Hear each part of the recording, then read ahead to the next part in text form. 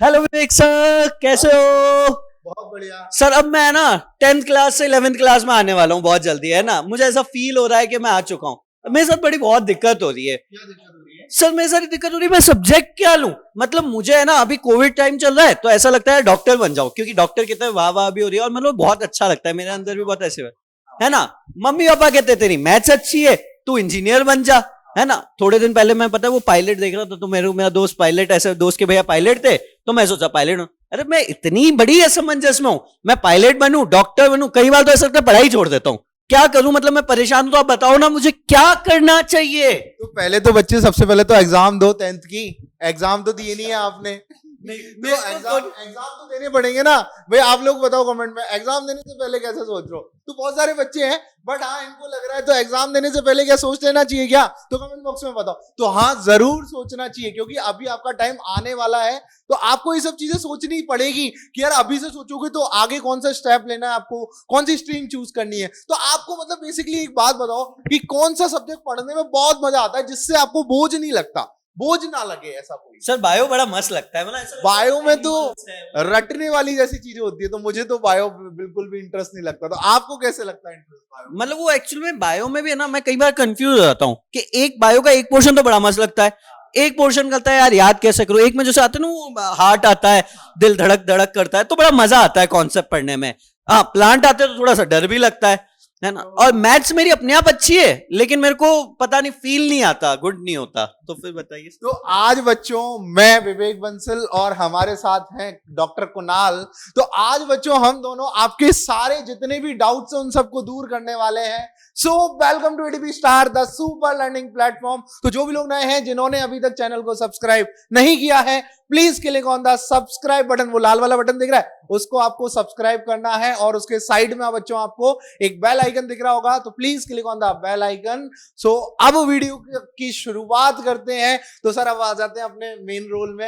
ये तो हमने बच्चों वाला जो आपके डाउट्स है उन पे एक रोल निभाया, तो चलिए सर शुरू करते हैं। तो सर जितने भी स्ट्रीम्स होते हैं ना वो सब हमने यहाँ लिख लिए हैं कि यार अगर मैं ये सब्जेक्ट लूंगा तो ये सारी चीजें हम ले लेंगे। तो सबसे पहले तो आप हमें कमेंट बॉक्स में बताओ कि आपका फेवरेट सब्जेक्ट कौन सा है।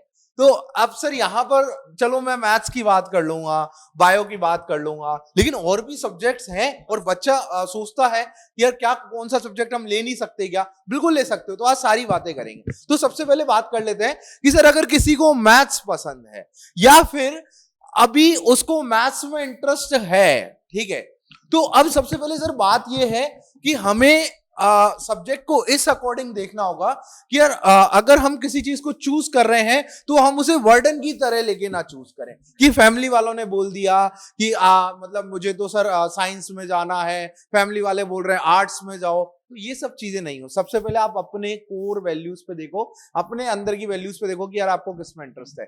अब सर मैं आपसे पूछना चाहूंगा कि आपने जब डॉक्टर बनने का सोचा तो बायो कैसे चूज किया? आपके अंदर क्या था? वो जो डिलेमा था ना 10th के टाइम पे कि मुझे बायो ही लेनी है, तो वो आपने कैसे दूर किया? Thank you sir. वैसे तो पता है सर, वही ना 10th से 11th मूविंग आते हैं ना तो बहुत कंफ्यूजन एट लास्ट। मतलब मैं मैथ्स में बिल्कुल भी अच्छा नहीं था, पता नहीं क्यों। मतलब मैथ, लेकिन मेरे नंबर अच्छे आते थे। मैथ्स मुझे पसंद नहीं थी, लेकिन I have scored more than 70% in the maths, है ना। और वो मेरे लिए बहुत बड़ी बात थी। बायो में मुझे मतलब शुरू से इंटरेस्ट था, मतलब जनरेट इसलिए होता था बायो में इंटरेस्ट क्योंकि हमने इसको पढ़ा है।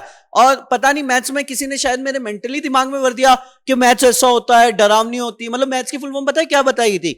एम फॉर मेरी, ए फॉर आत्मा, टी फॉर तुम्हें, एच फॉर हमेशा, एस फॉर सताई। मेरी आत्मा तुम्हें हमेशा सताएगी।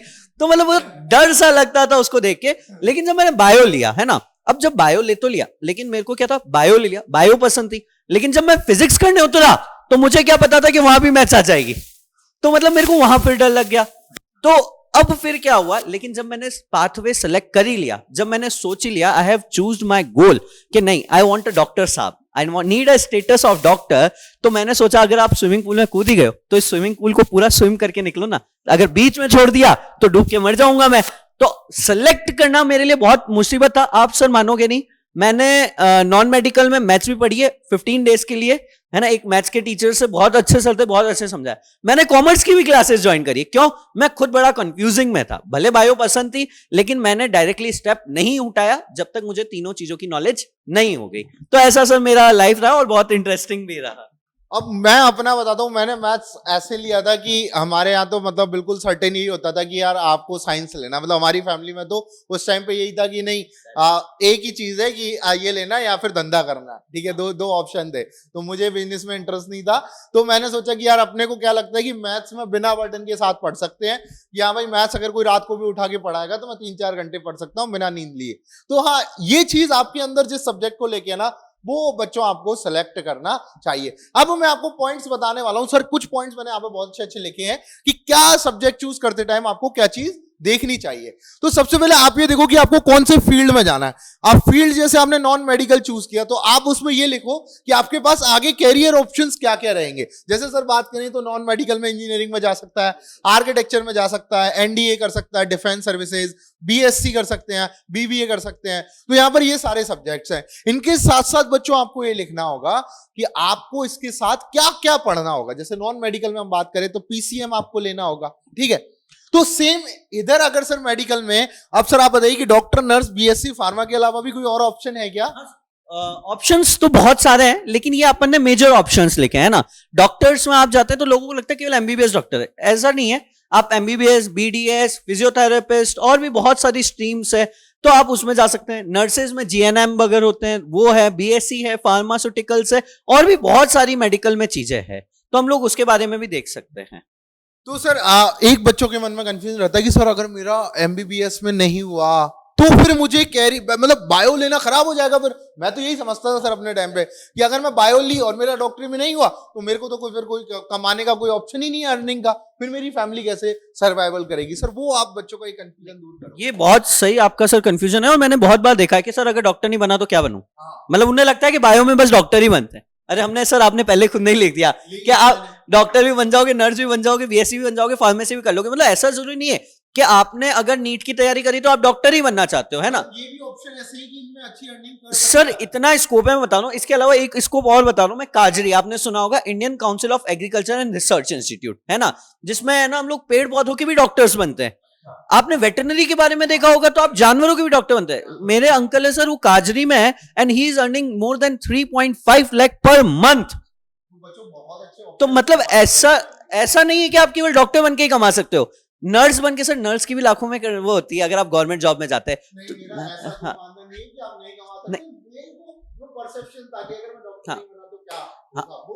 नहीं, बिल्कुल सही था सर, और वो बहुत सारे बच्चों के मन में डाउट रहता भी है, लेकिन ऐसा कोई दिक्कत नहीं है। और इवन आप जब इसकी पढ़ाई करते हो, अब you are focusing on the NEET, है ना, आप जब इसकी पढ़ाई करते हो तो आपकी नॉलेज लेवल बहुत अच्छा हो जाए। मानो सिलेक्शन नहीं हुआ, हमारा गोल है, किसी कारण से नहीं हुआ, लेकिन सर जब नॉलेज आती है ना, अच्छा ये भी होता है, ये भी होता है, तो जब हम लोग कहीं मार्केट में खड़े होते हैं तो हम दूसरे लोगों से बहुत ज्यादा एडवांस्ड होते हैं। तो ये बेटर चीजें हैं कि हमें तैयारी तो करनी चाहिए अच्छे से। तो बच्चों यहाँ पर अब देखो, आपने ये चीज तो समझ ली कि आपको सबसे पहले लिखना है कि आपके पास कैरियर अपॉर्चुनिटीज क्या क्या है उस सब्जेक्ट को लेके, और आपको उस फील्ड के अंदर क्या क्या पढ़ना पड़ेगा, कितने साल तक आपको ये चीज पढ़नी है, क्या आपकी वैल्यूज है, वो आपको लिखना होगा।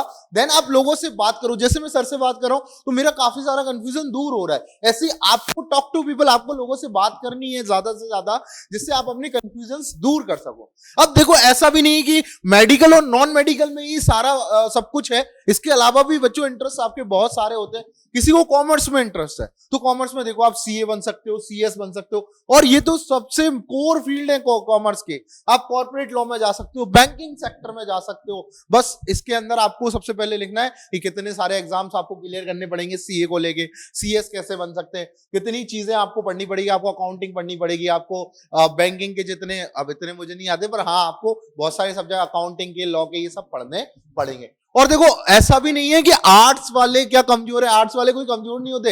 एक हमारे साथ के भैया थे, उन्होंने 10th में, सर क्या हुआ कि 10th में उन्होंने काफी अच्छी परसेंटेज आई और मैथ्स में काफी अच्छा स्कोर था, तब भी उन्होंने आर्ट्स ली क्योंकि उनका एम अलग।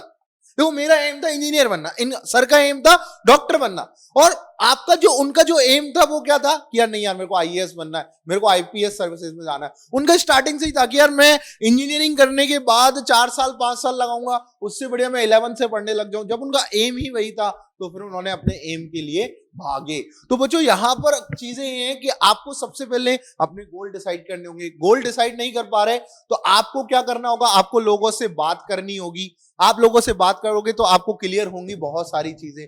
ये सर हमने काफी सारी चीजें बच्चों के साथ शेयर करी। और आपको जो भी डाउट्स है ना, आप नीचे कमेंट सेक्शन में बताओ, हम पर्सनली उनको रिप्लाई करेंगे कि यार आपके साथ क्या प्रॉब्लम है, क्या आप उसमें सॉल्यूशन ले सकते हो। एटीपी स्टार आपके साथ हमेशा है, चाहे आप मेडिकल फील्ड से हो, नॉन मेडिकल से हो, चाहे आपको और भी कोई दिक्कतें हैं, तो कोई टेंशन लेने की कोई जरूरत नहीं है। आप कमेंट बॉक्स में कमेंट करो। और सर कुछ बातें आप शेयर करना चाहोगे? सर मेरे दिमाग में चल रही है कि ये तो हमने पढ़ाई की बात कर ली, आजकल सर बहुत ज्यादा स्कोप हो गया, लोग बाग फिल्म इंडस्ट्री में भी जा रहे हैं, है ना। तो लेकिन ऐसा नहीं है बच्चों की फिल्म इंडस्ट्री में आके आप टिकटॉक पर वीडियो बना दो और and you will be the famous, है ना। तो वो काम नहीं होना चाहिए। फिल्म इंडस्ट्री में भी लोग बाग पढ़ के ही जा रहे हैं। आप देखोगे सर बहुत सारे जो एक्टर्स हैं हमारे पास पढ़े लिखे, एजुकेटेड और बहुत अच्छे लेवल पर है। तो मींस अगर आपका इंटरेस्ट फिल्म इंडस्ट्री में भी है तो आपको एक बेसिक सब्जेक्ट तो लेना ही पड़ेगा, है ना। सर हमारे साथ तो एक बंदा था हमारे साथ, वो इंजीनियरिंग में मतलब नॉर्मल था हमारे साथ कॉलेज में, इंजीनियरिंग अच्छे से पास करके आया, बाद में अभी वो मुंबई काम कर रहा है, टीवीएफ के अंदर काम कर रहा है। तो सर बहुत सारी अपॉर्चुनिटीज हैं, ऐसा नहीं है कि आपका जो पैशन है वो आप परस्यू नहीं कर सकते। आप अभी के लिए आपको एक बेस सब्जेक्ट चूज करना होगा, उसके बाद आप कॉलेज में आप परस्यू कर सकते हो अपना पैशन। तो पैशन तो देखो, हॉबीज को देखो, आप ये कर सकते हो, लेकिन आपको जो कोर सब्जेक्ट चूज करने हैं उसके अंदर जहां दिक्कत है ना, वहां पे आपको यही पॉइंट्स फॉलो करने हैं। सबसे पहले आप उस सब्जेक्ट को चूज करो जो आपके पास बोझ ना बने, फिर अपने कैरियर ऑप्शंस लिखो और फिर देखो कि उसके अंदर आपको क्या क्या पढ़ना है, क्या आप वो पढ़ सकते हो, तो ही बच्चों आगे बढ़ना। क्योंकि आपका ये डिसीजन आपको आगे तक ये ना लगे कि नहीं यार मैंने गलत डिसीजन ले लिया और मेरे साथ आज ये होगा, ये रिग्रेट नहीं होना चाहिए। ठीक है बच्चों, अलविदा, मिलते हैं अगले सेशन में। Thank you.